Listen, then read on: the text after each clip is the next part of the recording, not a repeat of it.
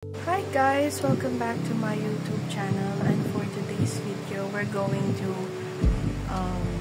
connect the Ubuntu server that we created last time sa Visual Code. So without further ado, let's do it.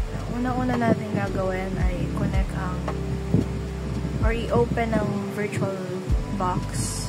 Tapos, bago natin i-start yung virtual machine na ginawa natin,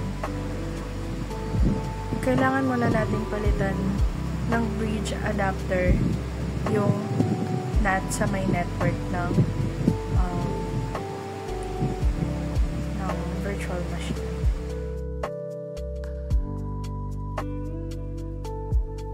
Ang next step naman na kailangan natin gawin kapag na-open na natin is syempre mag-login and then ilagay yung password.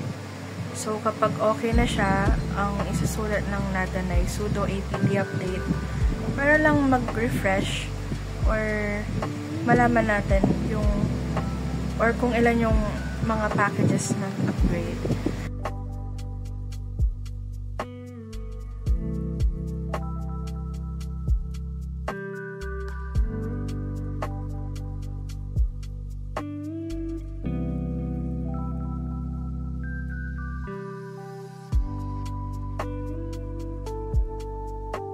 And then, ang next natin gagawin ay kukunin natin yung IP address, but dahil hindi ko pa makikita yung IP address ko, ang aking tinype ay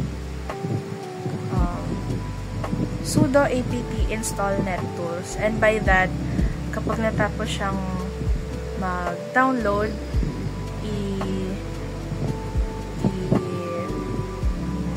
i-type lang din natin ulit yung ifconfig, and by that, makikita na natin yung ating IP address.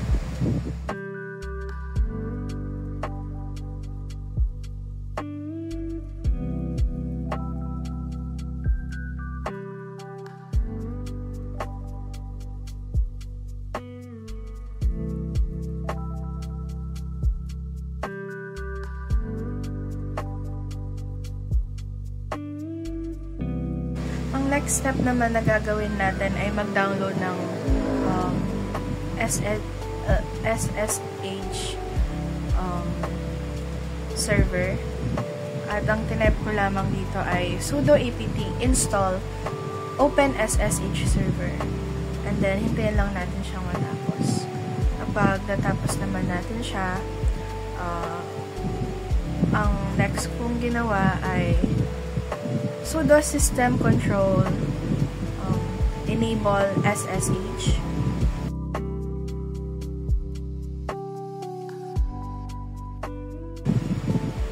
And then, ang kasunod nun ay sudo system control start SSH.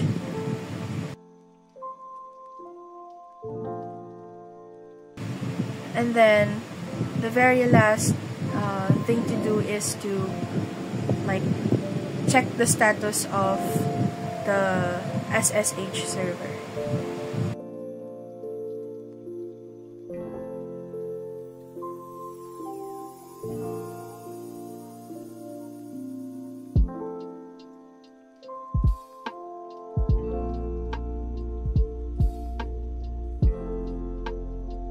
Next, pupunta tayo sa ating Visual Code.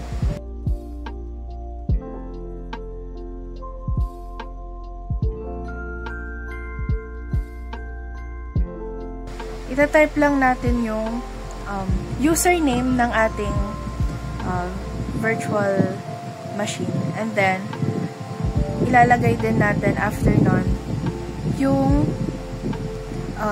IP address ng ating virtual machine.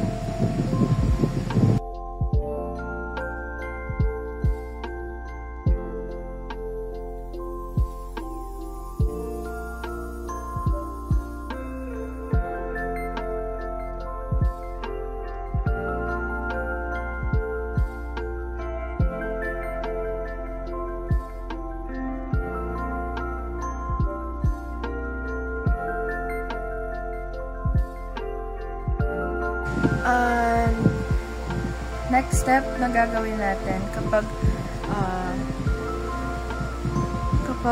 okay na is i-open natin yung terminal, and then I want you to like do sudo apt update again, and then kapag na-fetch niya na lahat ng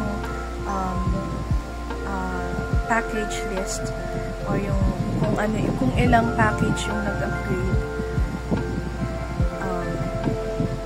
ida-download naman natin yung Python. Yun muna yung inuna kong gawin.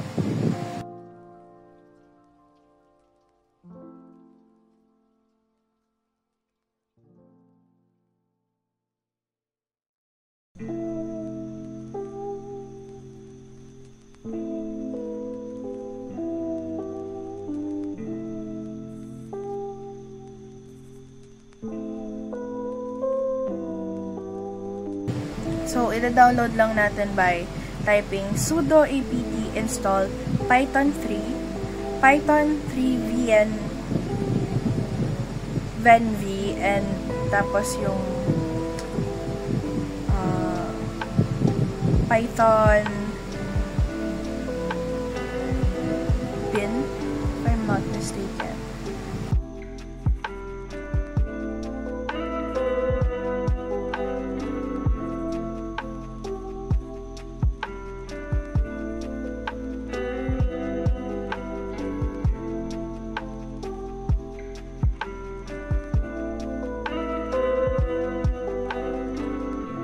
For the next step, dahil hindi ko na na-videohan, pero explain ko na lang kung paano ko siya ginawa. Ang gagawin lang natin ay gagawa tayo ng ating own directory. Doon natin nilalagay yung mga projects natin. So, first, ita-type natin mkdir_my project. And then, kapag okay na, gagawin din ay ulitin lang natin siya, pero this time, cd_my project. So, the next thing that we will do is to create the virtual environment. And then, ita-type lang din natin siya. Ang ita-type lang natin ay python-m venv. Tapos yung venv na yon, gagawa siya ng folder na nakapangalan doon. At it contains isolated Python environment. And after natin magawa yon, mag-activate tayo ng virtual environment. So, ang isusulat lang natin is source, tapos yung venv na folder, tapos /bin/activate. And then, bago natin siya, kapag okay na, bago natin siya i-deactivate, i-verify muna natin yung mga na-download natin na Python packages. So, una, which Python ang una natin ita-type. And then, after nun, ililid niya tayo sa home, tapos yung username natin, and then yung my project, venv bin python. And then, next one naman is yung pip, and ililid niya tayo dun sa home username, my project, venv bin pip.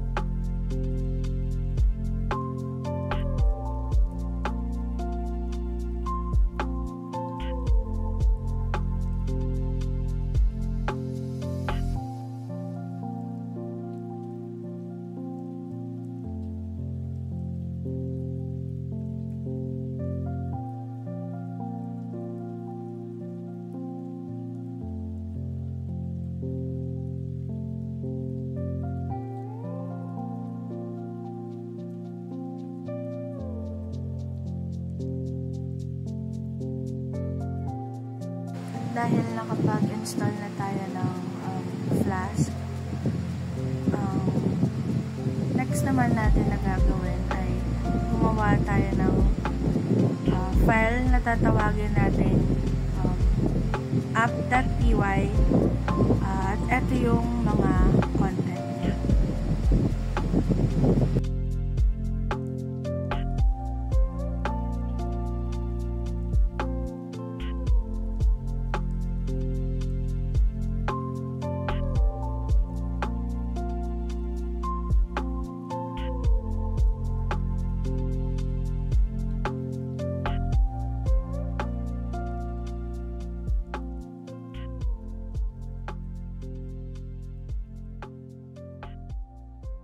Then kapag after na natin siyang magawa or kapag na-save na natin siya, ang next naman natin na gagawin ay i-run natin siya or i-test natin siya using our web browser sa ating mga computers. Ang isusulat lang natin ay HTTP and then yung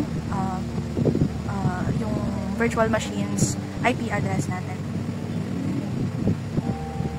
But since hindi siya gumana sa unang try ko, ang ginawa ko na lang ay tinype ko na lang dito sa VS Code yung Python 3 app.py. And then, ayun, lalabas yung, or magpa-pop up yung ginawa natin, or yung tinype natin na program, or yung file na ginawa natin kanina.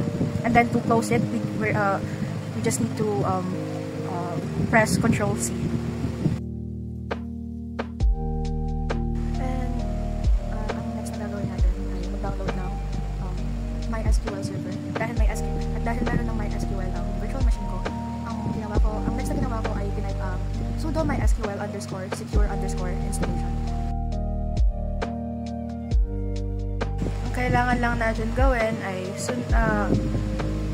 sagutin yung mga sumusunod na question ni MySQL.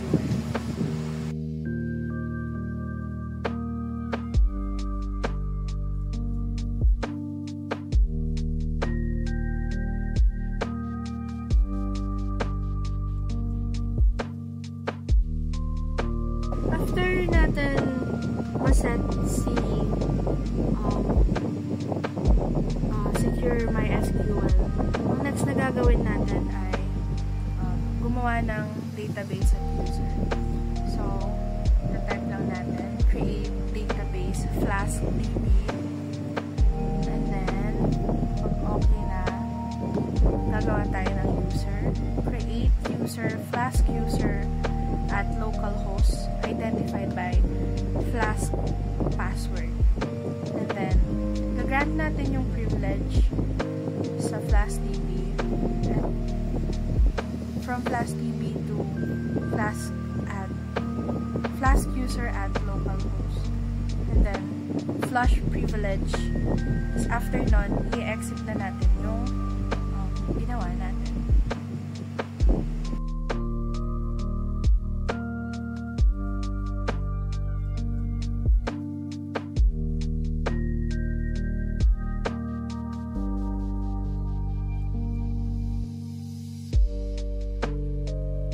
Ang next na gagawin natin ay mag-download ng Apache. And dahil may Apache na yung virtual machine ko, i-connect natin si Flask kay Apache. So, ang gagawin natin ay gagawa tayo ng WSGI file. And ito-type natin ay nano-flaskapp/flaskapp.wsgi. And then kapag okay na, i-copy natin to and i-paste lang natin yung content na nasa loob ng WSGI file. Ang next naman na gagawin natin ay mag-Apache config tayo. Gagawa tayo ulit ng configuration. Ita-type lang natin to. And then, copy and paste natin yung content na dapat laman ng config file. And always remember from WSGI file hanggang dito sa configuration file, dapat palitan natin yung username natin. Kung ano ba talaga yung palitan natin yung may mga username na nakalagay ng sarili nating username para mag-work si Apache. And then, step 7, i-enable at i-restart natin si Apache. So, type lang din natin tong, let's type the following, or let's just paste the following.